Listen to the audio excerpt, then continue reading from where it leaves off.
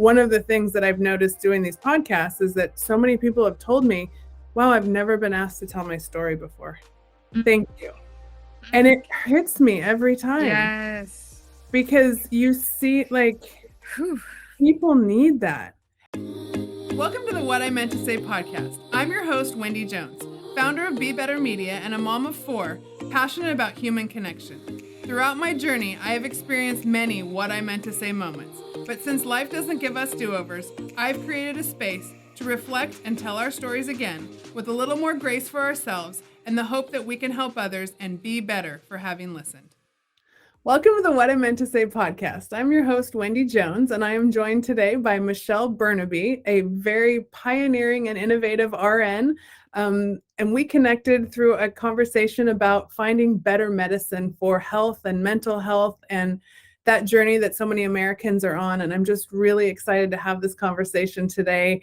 Thank you so much for joining me, Michelle. Yes, Wendy and Be Better Media team. Thank you so much for having me. I'm very excited to be here. I love what you guys are doing. Awesome. Well, I mean, we might as well dive right into it. We know that the health, wellness, and mental health conversation is all connected and so thick out there in the American public in the way that we're dealing with so many of the things that we're coming up against. The challenges we're facing are great. And when we connected on a conversation and I heard about the way that you have come to your medical journey being an RN, I was just compelled to want to dig deeper into that conversation. So tell me a little bit about your background and what led you to this health and wellness field. Yeah, so my background into nursing, I wanted to travel. You know, it was like the way I could see as a young woman, me traveling, which maybe plays into how women are socialized, that nursing was the career in which I found that. So yeah, I wanted to do Doctors Without Border. I have a heart of service, so I think that's why nurse also is maybe what came to mind. And I loved working with kids, and I loved working with kids with cancer. And so I'd spent a lot of my summers at Camp Ronald McDonald for Good Times as a camp counselor and was just in love with that work. And then I came to New York for nursing school at Columbia University, and I got to spend 1 hour in a psychiatric emergency room. We all got to rotate through this psychiatric emergency room, and we had 1 hour. And I had never seen anything like acute psychiatric emergencies in New York City. I should back up a little. I grew up in Southern California and Hawaii on the island of Maui. And so I think very sheltered to some of the acute mental health crises that you see in an urban setting like New York City. And so I didn't understand what I was seeing. I didn't understand the acuity. I didn't understand why the doors were locked. I didn't understand why you couldn't touch the patient. I didn't understand what was happening in this little room. But there was one of those spiritual callings, an emotional turning point in my life where I knew I had to figure it out. I knew I had to be there. It also, I'm Italian and love eating and sharing food. It was like the one team in the hospital where they always had food. Like someone had always brought in some sort of cooking, like the social worker or the nurse or even the nurse's aide or the doctor. They were always sharing food as they were doing this work. So it was like a very unique healthcare bubble where it was like actual teamwork. It was like a group of really caring people, which you don't always get in healthcare, just as we all know when we've been through the system. And then I was just curious, what is happening? Yeah. And how old were you when you happened upon that emergency room? Yes, that is a good question. So it was my second bachelor's. So I was probably 24-ish. Okay. Yeah. I mean, it's still so early in life, especially given when you describe your upbringing and just knowing the differences of how our early life can really shape where we end up and how we relate to people and connect with people. And I see that so often. you know, when we don't have that safety and security in young life, it really does shape the way that future life goes. If Yeah. you don't find an, you know, a mentor or an evolutionary path of some sort that can take us off of that. Absolutely. And I think it was kind of the opposite. No one was dealt a full deck of cards, as one of my mentors says. But Yeah. I did, I grew up in Hawaii with this nourishing land with a lot of like history and almost magic and spirituality and then and nourishment. And then this psychiatric emergency room was kind of the opposite of that. It was Oh, cold, it was sterile, there wasn't much magic happening, or healing. And I think the other thing it sparked in me was this feeling of justice. Like it was an injustice. What was happening was an injustice. And I remember, saying to my little nurse mentor, like, I'm going to change this. I was like 23, like what's happening here? It has to be better. I'm going to change it. And I'll never forget, she told me, do not try to change it. The way to survive in this hospital is to be like a cat and slink around in the background. And she's like, or else you'll be eaten alive. And she was a little bit right. It's hard to yeah. come up against You're the hitting behemoths. that's really powerful, and you are hitting on something there. I mean, I think going up against the giant gorilla of healthcare in America is a scary proposition, right? I Yeah. do always, I mean, media can be the same way, and you feel like while you can change one life at a time, I'm sure, you know, you make an impact on every person you come into contact with, but how we change that on a large scale basis. And I know that you're really into systems change and Yeah. looking at how we can take the things we learn and really multiply them for a greater world. Yeah. Um, Exactly. Yeah. Because it became a revolving door of suffering, right? And I think, I have a lot of flaws, but especially in that context, I was a very healing presence. My upbringing made me present in a different way. what do And you mean? Can you elaborate on that a little bit? That's interesting. yeah, like, I grew up on a magical island, right? Where it was easygoing and there's a lot of nature and maybe my nerve, I one way to help people visualize is when most people meet me, and maybe now that I've lived in New York so long this doesn't hold true, but most people just think I'm high. They're just perpetually high, right? Because I am just so calm and easygoing. What that's really hitting on is the resonance of Maui, is the resonance of Hawaii, is a legacy of that nourishment, and that land. That's what it is. So I come into a psychiatric emergency room and I just have that almost Hawaiian spirit, right? And grew up with totally different norms. Like we didn't wear shoes in Hawaii. That was, you could like sit on the floor, you can eat. Just the norms were different and more in touch with the land. So like if a patient was on the floor crying, I would sit on the floor, and get to that level. Like that's just was Absolutely. intuitive. And it's intuitive to people when they're in touch with land and themselves and other humans. But as you know, and it's core to kind of your mission, there's so much that like separates us from our humanity. And then Yeah. we forget those very important things. Yeah, Yeah. I know. And one of the things that consistently comes through for me in these conversations is that, you know, addiction is the opposite of connection. Mm, yes. And it's something that when I first heard that quote, it was such a zinger for me. Mm, I realized why um, I'm so passionate about human connection, because it really is so healing.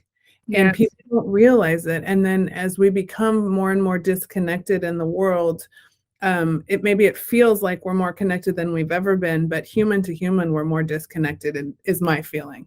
Oh, absolutely. And especially Right? since COVID. And you can if you're in touch with yourself, there's the resonance of the macro always within yourself. So I can even feel that resonance of isolation, disconnected, and being socially awkward. And yeah, since COVID. So it's gotten even, yeah, Right. yeah, it's gotten even worse. But to the point that you're saying, I was just listening to this. It was the biggest longitudinal longitudinal study on humans ever. Unfortunately, like most studies, it was only done on men. Although men, I think, starting in like the 1930s or something, although they've incorporated women since. But it's the longest continuous research we have on humanity. And the question is, what makes humans happy? And their results thus far is human connection and relationships. It's not money, it's not jobs, it's not if you have kids, it's not if you don't have kids. It's human relationships and connection.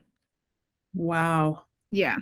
That gave me chills. And I would love to see more on that study. We'll have to put that in the show notes because Yeah. that's I'll send really it to you. that's powerful. Mm-hmm. And I want to take this back to that 1 hour in the emergency room. And where did your medical career grow from there? Like, how much more time did you spend Yeah. there? And then where did you grow from there? Yeah. Yes. So I got that 1 hour, and I think I was just so excited about it, and I told my little nursing teacher, and I think she was such a great woman. Her name was Rose, and she went out of her way to facilitate the first internship that the psych ER ever had. They didn't really ever take students, right? It's not really.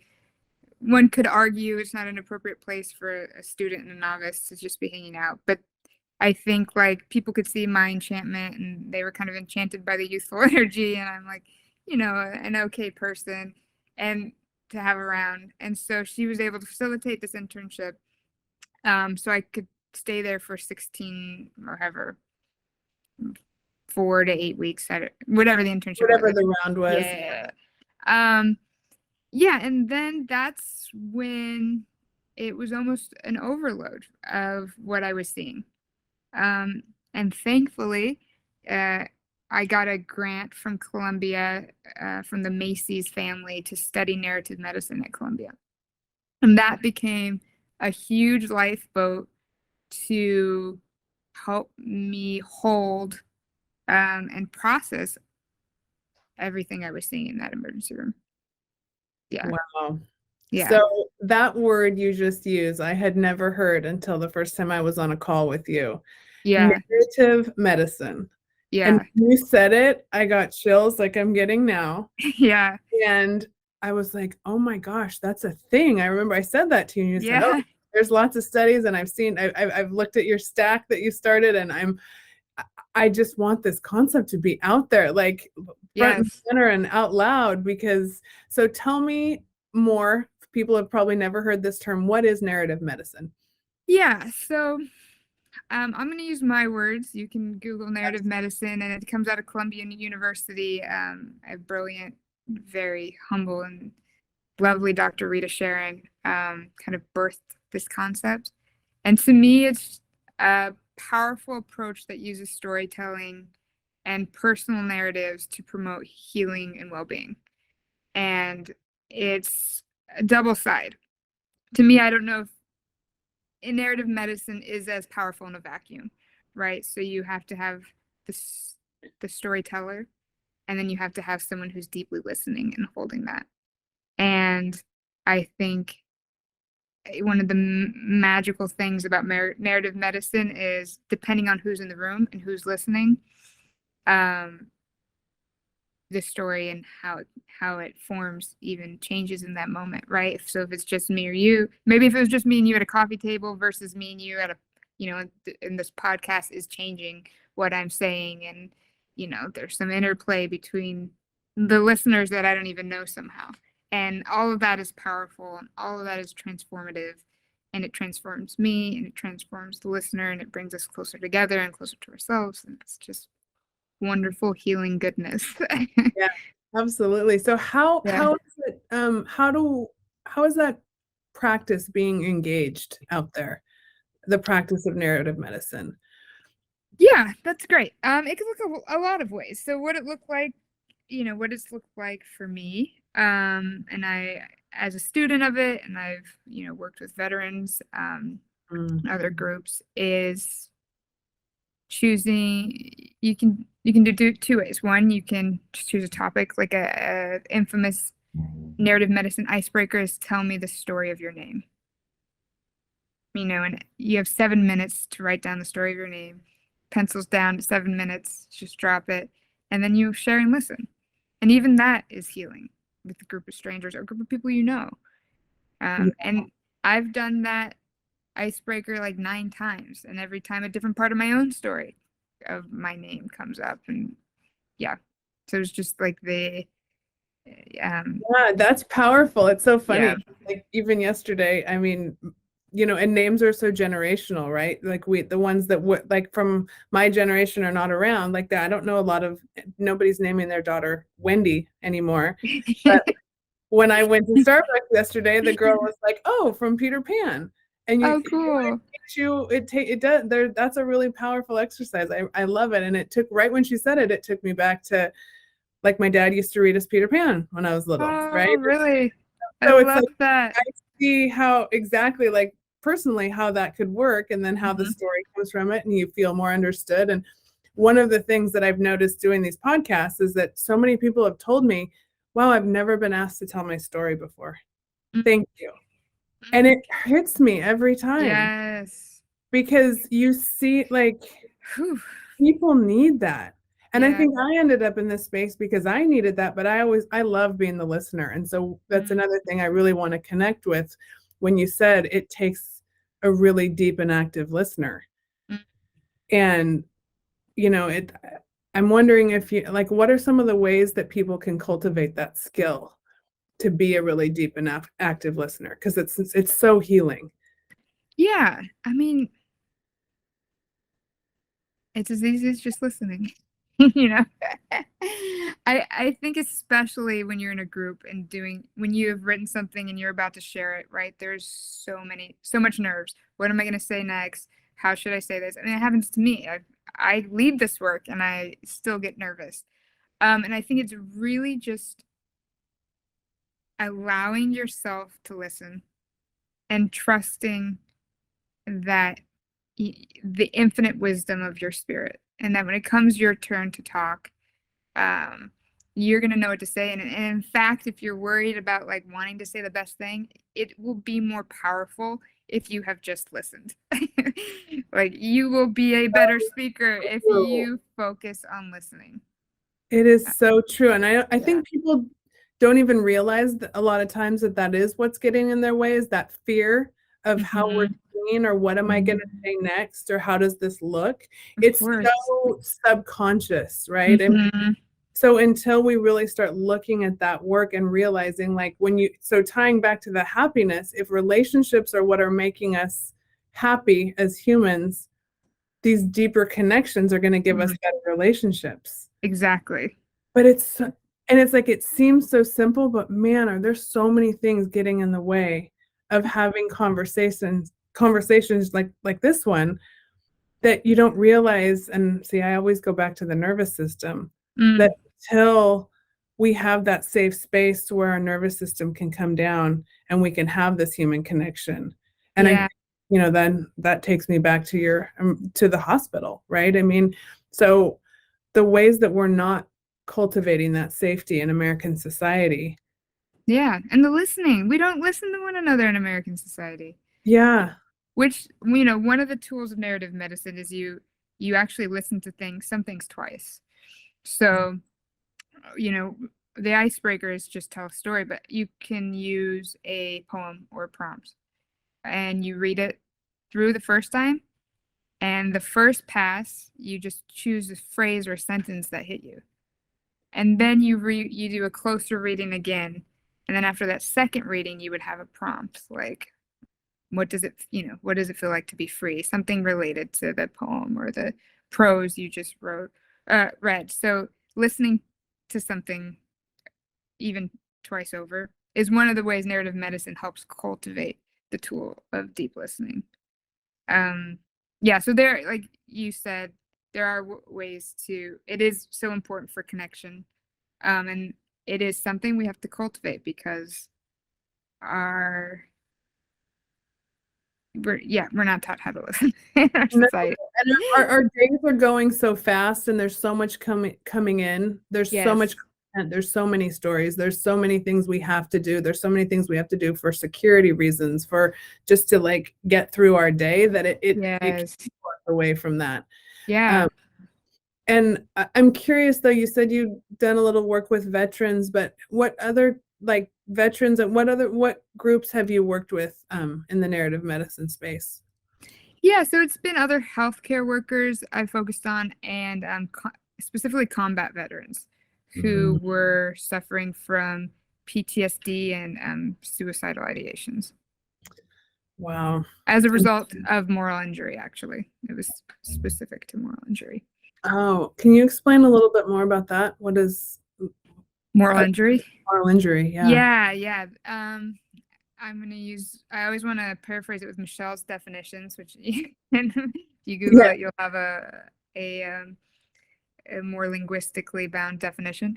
Moral injury is when your values are not in alignment with your actions. And so how that plays out with, that's maybe oversimplified, but how it can play out with a soldier is, they're going to protect their country and to do good and to be brave. And in that act, war, they may have had to hurt someone, they may have had to kill someone, they may have had to leave someone, they had to do things that was not in alignment to their values. I hope you're enjoying this conversation on What I Meant to Say, produced by my company, Be Better Media. To see the world of why we are striving to share inspired edutainment, I invite you to please check out our website, bebettermedia.tv. Here you will find all kinds of great stuff, from upcoming new productions to lifestyle products and services I personally use and endorse, to links to great books and other podcasts I love and recommend. Please check us out at bebettermedia.tv. That's bebettermedia.tv.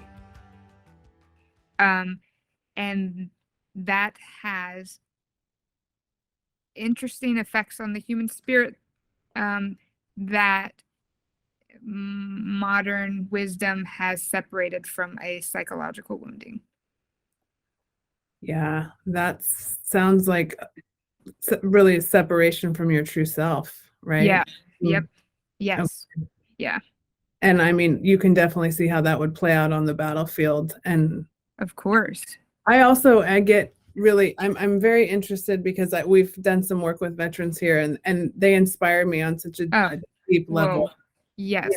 I mean, I think that they show other Americans like, wow, if these guys are capable of healing and walking this treacherous healing path, then the rest of us can follow suit and do it. And they're just so brilliant and so creative. Like, hit on that a little bit. Yeah. Well, when I remember I was working with these combat veterans, and there was a whole bunch of flies, and they taught me how to catch and release flies. Oh. These were Marines teaching me how to catch and release. Most people are going to swat and kill flies. These are Marines teaching me how to catch and release flies. It was just like, any problem I had, it was just this out of the box solve for. And I was just like, you guys are handy, brilliant. Like, oh my, like our society needs you back healed and at full capacity contributing, because you have, unlike so much more to contribute post mission from what I have seen. And these are just coming through stories and really meeting and getting to know these guys, coming through what they come through on their missions. When they come home, they have so much to contribute, and knowing what they go through when they come home. It's like we need to do a better job helping them assimilate, because they have so much to offer. Worthy of so much of our praise. And to hear you describe them that way, because I don't think you would never hear somebody call them, creative, that like you. Generous, compassionate. Look, I was teaching them narrative medicine. I was having them read poetry and then write a response to that. I had one, he was in the Army. He was driving the tanks, and he kind of like, he had the muscle. He looked like a tank driver. He was like muscular and big and kind of box shaped. His forearms was like the size of my neck. And he was so resistant to be in my little narrative medicine workshop to the point at the first class, he was holding his pen so tightly it broke. He broke his pen just by the pure resistance of like having to think about poetry and relate to emotions in this way. Okay, by the end, and this was like 5 days. By day 5 or 7, I forget, he was writing the most beautiful reflections. Yeah, all of us were weeping as a result. He was weeping as a result. I mean, and he was like, I didn't know I had this inside of me. And it was like this wellspring of poetic beauty. Like, and yeah. Right. And you just took me on that nervous system journey again, because when people do not realize what we hold in our bodies, and he was showing you by breaking that pencil. I've seen people crush wine glasses in their hand. Like, I've been at a dinner and I'll be like, this, I'm like, whoa. my heart breaks, because I'm like, wow, that's what it feels like to be you in this social situation, and you just crush. And yet that same thing with broken pencil, and then somehow the safety that you create allows that person to come down. Yeah. I don't think people realize how much unleveraged potential is out there, because we're not creating those safe spaces for people to be who they are. Exactly. And to bring home to your point, connect, right? Because it wasn't just me and, this one gentleman. It was a group of veterans, and, and they were connecting with each other and seeing an example of other, men and women being vulnerable, and that synergistic effect of connecting and vulnerability and healing and taking that journey together, I think, is one of the power we see in at least narrative groups versus like a one-on-one session. What are some of the things that you think we can do in society to help create these spaces where people feel better about sharing their story?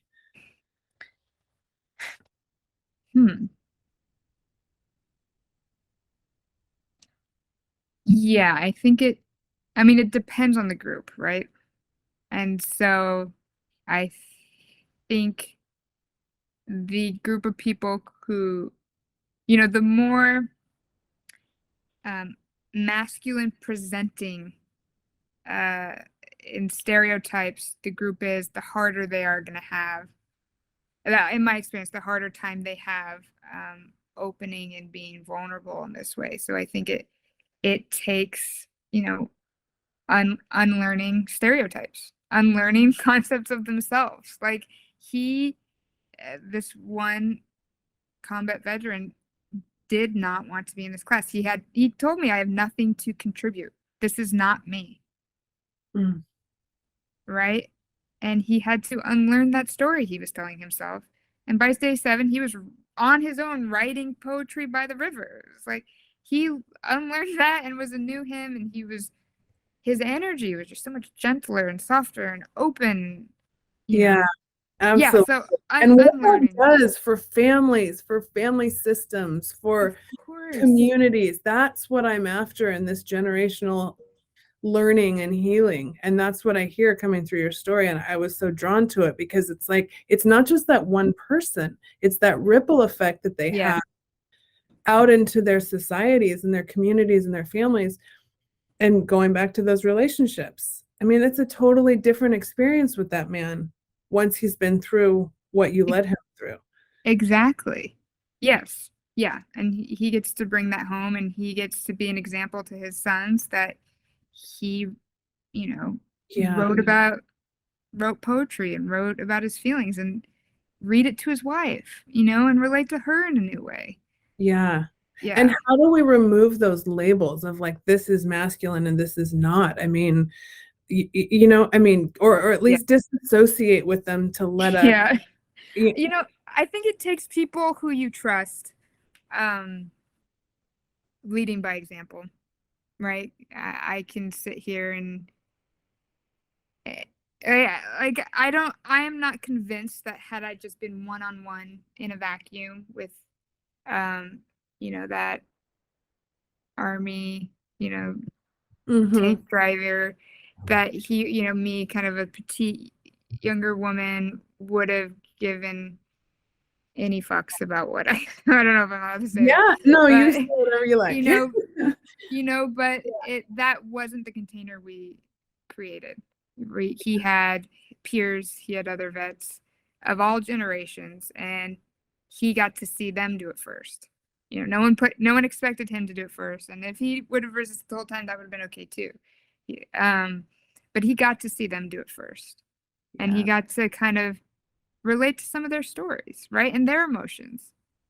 And therein lies, that's what I always say. The narrative medicine, right? Yeah. And I mean, from the first time I wrote a blog, I realized that when you put your story out there and you're so afraid to do it, and you think, or at least this was for me, I didn't think I didn't want the attention. I didn't want people to think I wanted the attention. Oh, it's less than humble. All of those things that get in the way, right? All the imposter syndrome, all the stuff. And, but what you realize the second you put that story out there is most of the time you don't hear from the shame on yous first. You hear the, oh my gosh, me too. I've thought that, I've experienced that, I've been there. Yes. Then the growing and the healing. Yeah. I love that you said that you don't hear from the shame on yous first. That's so funny. You still kind of hear from they come. Yeah. Especially when you start hitting on big stuff that matters. Yes. That's what I'm realizing.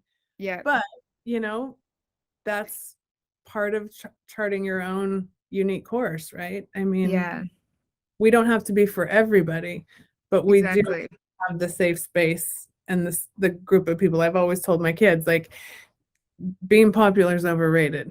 Like, oh yes, of course. Right? Like when you're young and you want to be in the cool crowd and you want to be popular, or if that's coming through for you, and like in high school and junior high, I mean, I've had 4 kids now. We joked when the last one came through junior high, I was like, okay, we finished. We're done. Right? But you just need your small group. You need your handful of people that have got your back. Exactly. My mom would always say you just need one friend. Yes. Yeah. Totally.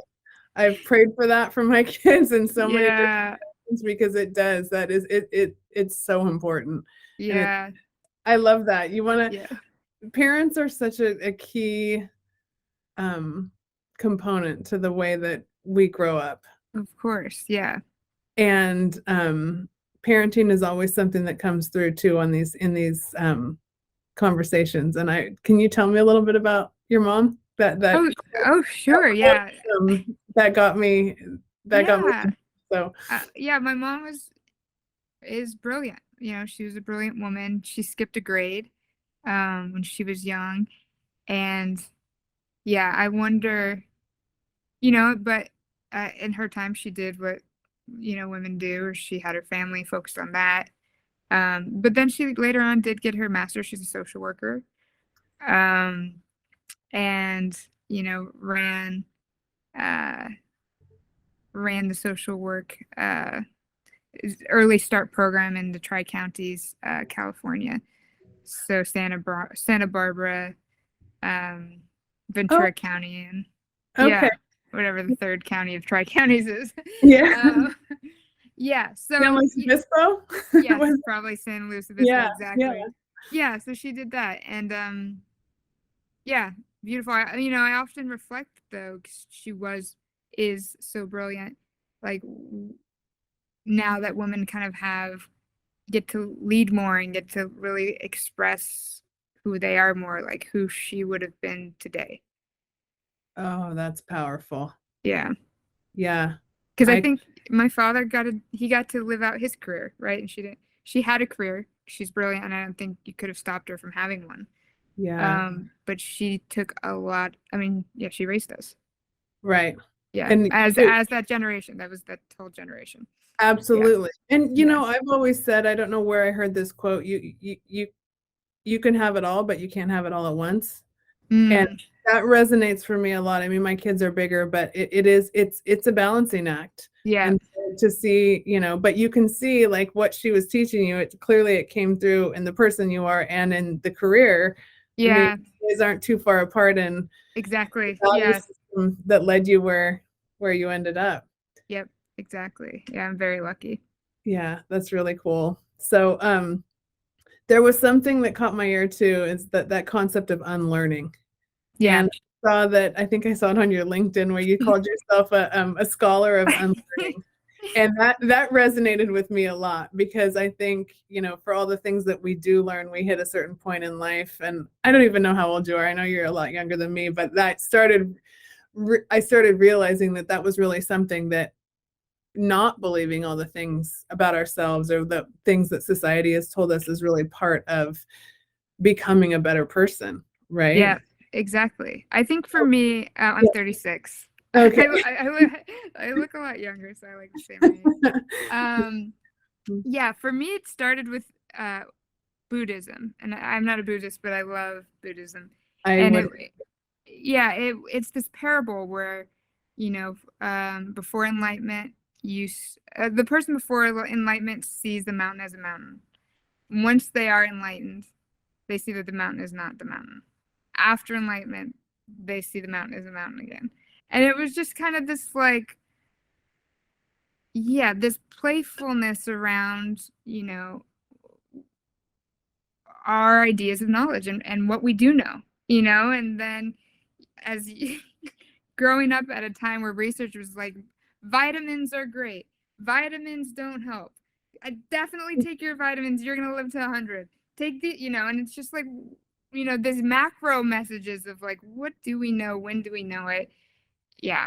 Yeah. And then it's kind of looking to see how society is organized, right? Like the final like litmus test is, you see the disparities and how disconnected we are and how much pain people are in. And, I had the opportunity as a nurse to be a nurse for the ultra high net worth, right? So rich and famous, and seeing how miserable and unhappy they are. So then it was like, even like success and riches is not actually it, so what is it? And it is this unlearning of everything Wow. thing we are told, Yeah. these systems of these structures, the way we organize ourselves.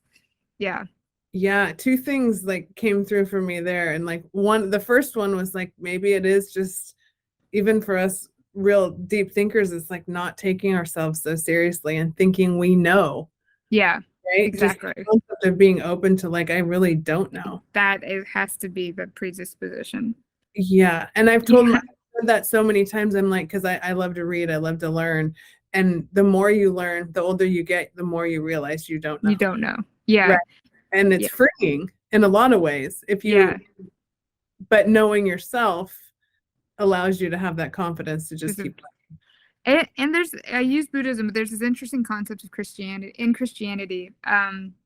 that the whole idea of Christianity is you're constantly having to crucify your idea of who God is, right? So once you feel you understand God, that's the Christian story. God is crucified, right, in Jesus. So you're constantly killing this idea of God because you cannot know. You cannot know God. So you have to constantly be killing it. You have to constantly be dying to it. And so for me, I'm informed a lot by like the wisdom of religion. So this humility of like, once you think you know something, truth, right? You constantly have to be crucifying that and staying open, because there's how will the finite know the infinite, right? How are we to know anything? And you see that in science. Science is constantly overturning itself, right? So you have to be very proud to feel we know anything at this point. I was asked today about this question about suicide and how do we how do we know who's going to commit suicide, what treatments are going to work. We don't. Yeah. Someone tells you they know, there's so much we don't know, and not to put us in despair or paralysis, but we have to have humility, and we have, like you said, you have to lead with this humility and this is why I think this, but ultimately I don't know. I could be wrong. But Well, yeah. you're hitting on something really big that we were actually talking about in the office this morning before we started this. And it's like this the space of social media and short form content, and Yeah. how there's such a, for me, part of what I've struggled with is there seems like there's such a lack of humility in that space. And Yes. how do we get the deeper meaning if that's how people are taking in content and actually thinking that maybe there's a little bit of wisdom in it, which I have formed some great friendships, I will say, but I didn't grow up in this place. Like, I think of Yeah. the generation and I think this is so much of their day. Yeah. And the voices that are out there are brash and unafraid. And yet the really intelligent ones, like these kinds of conversations, and I'm not accustomed. I've crushed through a lot of imposter syndrome to be able to have these conversations. So I thank you. But like that space of social media and the lack of humility there. And how do we cultivate deeper connection when we know that's the way that society, that is the way that the next generation is taking in their content? Yeah, so I'm more nuanced about this. I have been with I've been at dinner parties with the researcher at NYU who his name's evading me, but he basically thinks social media is the ill of the youth, and that's why they're all fragile, and that's why they're all, have poor mental health. And while I believe there's some truth in that, Mm-hmm. surely, right? Something is amok right now with mental health. I do kind of lead with innovation, right? So I always think there's a way we can partner with where the future of the youth are going, right? And it's not us to like wag, that's not good for you, but it's how do we pair, how do we gift them what we've learned so they can take it with them and incorporate it in what's to come. Yeah, so if that answers your question, right? You were Yeah, saying and like I you love that. I yeah. love that, the gift of wisdom and leaving a legacy. But stepping out in that space and creating the conversations that they will listen to, it comes from a place of real authenticity. You know what I mean? Yeah. Yes, and it reminds me of the linguistic truth of how you get from a pigeon to a Creole. So Creole is, you know, certified language. It's what's considered as actual language, and a pigeon is a mishmash of two different languages that doesn't follow the rules of grammar. So if you or I were to go move to an island with a different language, we would form a pigeon, and then our kids would develop a Creole. They would be able to take like the pieces of both languages that as adults we've created and innately form an actual language that follows the rules of grammar just from the brain and programming. Like I'm not sure we know how it's done, but that's what I see is going to happen, right? So we are going to give them a mishmash of our learnings, and they're going to take the brokenness of the social media and somehow, like, innately, because the brain is so plastic and cool, and especially when people are young, they will be able to create something good and real that is formative. Yeah. That is the best answer I have ever heard. As an optimist, it had so much science in it that I'm inspired. That was amazing. I love it. I'm using that. I will Yes. credit you. That's Thank you. incredible. And I Yeah. truly believe in, neuroplasticity and neurogenesis and the way that we can come through things better. Yes. So yeah, you just took that between generations, and that kind of Yeah. just blew my. I love it. Yeah. Awesome. I'm glad. So cool. So cool. So some of the things, I mean, there's so much here that I'm like, I'm having a hard time like training in my thoughts, but there's such I hesitate to say lack of ego, because I take the help to get to the level and help people the way that you do. You have to have a healthy sense of ego. But I think, like, what are some of the ways that people can come into a space, in that space of unknowing, and truly be helpful leaders? Like, I see there's I don't want to say there's a void Mhm. of that, but and Yeah. I hope it's clear, but like your lack of because you command your space, but you have there's just a calmness about you that Yeah. Yeah. making a Yeah. difference. First of all, I appreciate you reflecting that because that is what I would hope. Again, I attribute how I show up to like the land of that raised me, which is Hawaii. Like I feel so lucky to have gotten to grow up in that with that culture and with those values. Um, yeah, so I have a competitive advantage in being Yeah. joking using that word in being a thoughtful human. I think that this is a question that I've thought about a lot, right? Because I was drawn to healthcare to heal, and I found it so unhealing. And then I was like, oh, let me change systems through business. And then I found the business practices to be corrupt, for lack of better words, right? And I was like, oh, well, this is why, like there is no leadership, there is no morals. Um, Yeah, so how do you do it? I've been thinking about this a lot lately. I think probably the first thing, and you kind of hit on this with like ego, right? My ego is doing shadow work. Is that, of course I have an ego. Of course I've hurt people. Of course I've made bad decisions. Of course I've been greedy. Of course I've been mean. I've been all of it, right? And um really looking at that and healing that and understanding my capacity for that is how you don't transmit it onto other people and is how you don't transmit it onto other systems.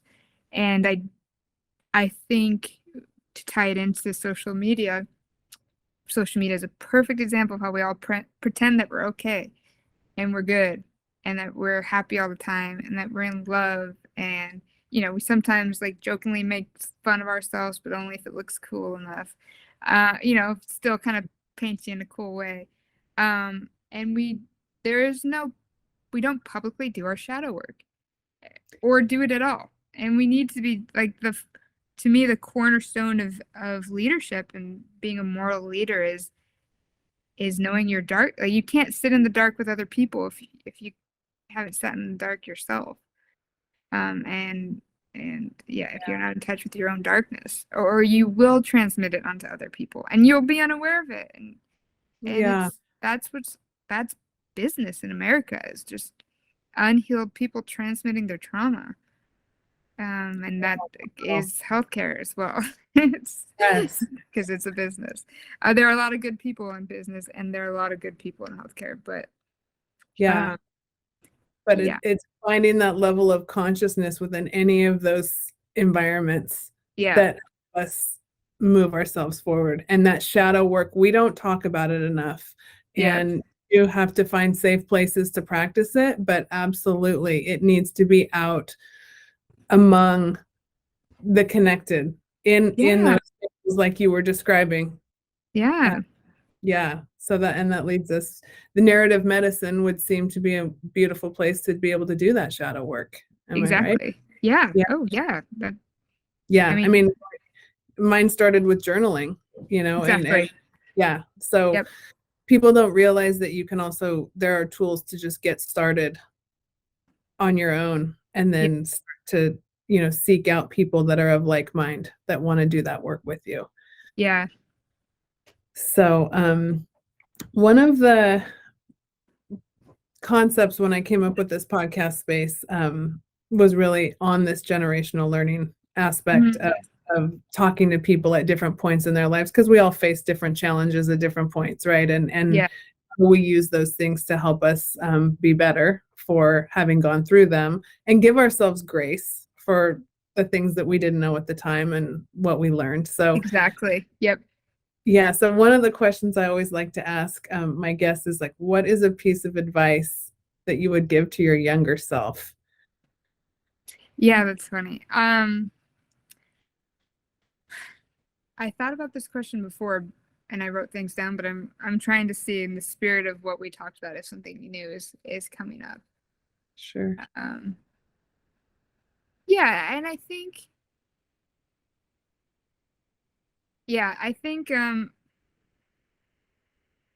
for me it would just be to fail miserably. It's like I think there's a perfectionism to this culture, right? Ties into the ego.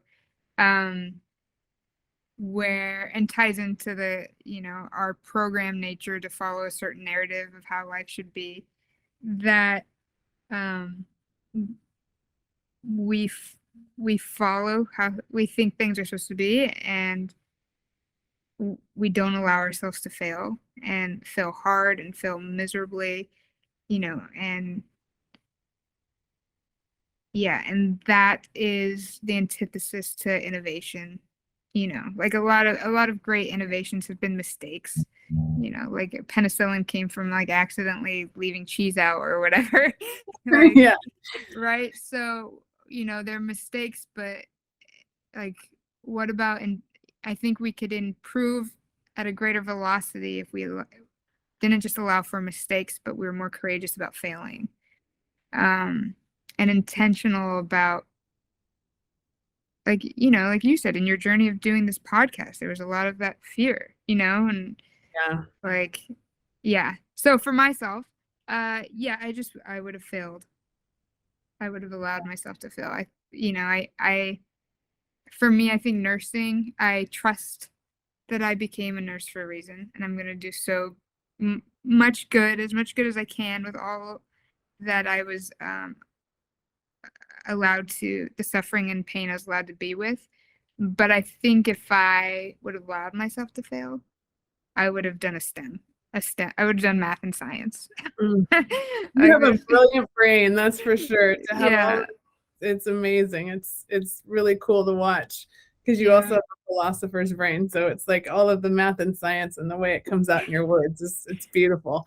Oh, thank you. Yeah, yeah. So I just would have been I played it safe, like, because I wanted to get good grades, and that was what I was supposed to do. And so I took the things that were easy. I did easy classes, easy, and then I thought I was supposed to be home with my kids, so nursing would have allowed that time, which I Yeah. want to be home, with my kids, but it was more of the program's way. There's this beautiful picture on Vogue, the cover of Vogue UK this week of Rihanna, and she is, I don't know if you've seen it, but I haven't she's seen Vogue yet, but she looks yeah, beautiful on this is on the Super Bowl. yeah, please leave this in the links. She is leading her husband. It's her and her husband. Her husband is behind her. She is leading him. She's taking giant steps forward.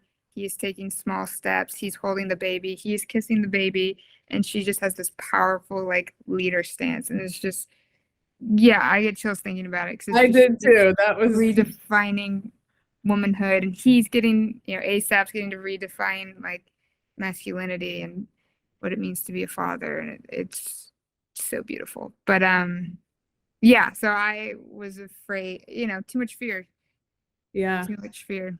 Yeah, for sure. I can Yeah. resonate with that. And it's cool whenever you let it go, just to a little bit Yeah. by little bit, or if it's all in, one moment, you can, when you let it go, it does give way to a lot of really beautiful things. Yeah, I agree. So, the last question I really want to ask you, because I could go on forever, but Yeah, same. with This is a your fun space, conversation. in healthcare, Mhm. what is your hope for Mm. change in where we are right now? Because this mental health crisis is so real and it's all connected. I It's mean, all it's there all is connected. I'm starting to not like the term mental health, just because it's like when you realize it's mind, body, and spirit, it's however you want to put it, it's all connected. But what's your hope Yes. for where we're Okay. going, or So what can change? yeah, my hope is, this is going to be a very, like, top of the faucet answer. Adrienne Marie Brown, who's this beautiful Black author, feminist thinker, activist. Yeah, one thing she said that has just always stuck with me is we are living in a white man's imagination, right? And the more I've gotten into, you know, more decision making rooms in healthcare, the higher up I've gotten in my careers, it is me and a bunch of white men. Like the Zooms are old white men and me, and I don't even think they necessarily like me, to be honest. I'm not sure. Like, which is fine. So you're challenging them, and Yeah, it's a different hats off to conversation. you. But I don't want that to distract. What I'm trying to get at is top of the faucet is we are living in their imagination. They get the money, they make the decisions, they get the funding, they give the funding, they get to decide what to fund, right? And that trickles down to the solutions, and that trickles down to how the solutions get to patients, and the kind of solutions get to patients, the type of creativity, what what we're funding research on. Oh, by the way, research is mostly done on white males until like past 5 years. They've been more critical about that in IRB boards. So we are living in a white man's imagination. My hope for mental health and healthcare in general is we find ways to engage new imaginations, because we can look around and see where that imagination has got us. Now, I'm not saying we need to like delete this imagination, but we need to bring it into balance, right? We need to allow other imaginations to be engaged, and I think that we will effortlessly come to great solutions when we can balance whose imaginations are creating a reality. Wow. That gave me chills for Yeah. like the 19th time in the last hour. That is so amazing and true to Yeah. what I believe. Yeah. And in a way that we just have to create that safe space. We can't do this with just charts and graphs and saying like, check the box. We have to allow people to be able to talk and Exactly. give them the platform to be able to be heard. And Exactly. yeah, that And just makes so much sense. like what you said so brilliantly, and I'm sure, yeah, you can, you are identifying people, and I can tell because you've chosen me, right? And I do not look like the stereotypical person in power in society right now, and you are giving them a space to talk, and you're engaging their imagination, and I want to thank you, because that's all it takes. And I've worked alongside and with marginalized communities, and I am, Yeah. queer and white woman myself. I have some privilege, I have some non-privilege, but well, let me walk back a little. I was at a meeting the other night talking about moral leadership with two white men, right? And I have this, I Substack moral health, right? And they called the meeting to learn more about moral health, and they talked the entire meeting. And then at the end, they're like, and when I started talking, I was like, "Do you guys realize you're here to talk to me about my idea, and you have talked the whole meeting?"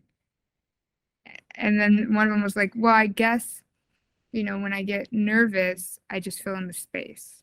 Right. And I share that story because I think like I had some compassion for that because it was honest, but that's what's happening. So I think part of my call to engage new imaginations is, one, like, there has to be compassion that some people haven't had the space to talk, so they don't have the nervous system or the muscle memory of how to take up space in a room and how to give their ideas, right? Because they've never had the opportunity to do it. Even when they're called about a meeting to talk about their own idea, they're not given the space to do it. And so there has to be compassion for both sides, and knowing that people, the people who aren't given platforms to talk have a lot to say. We just have to make sure to shut up, even if it makes you really nervous for some silence. Like, they will start to talk eventually.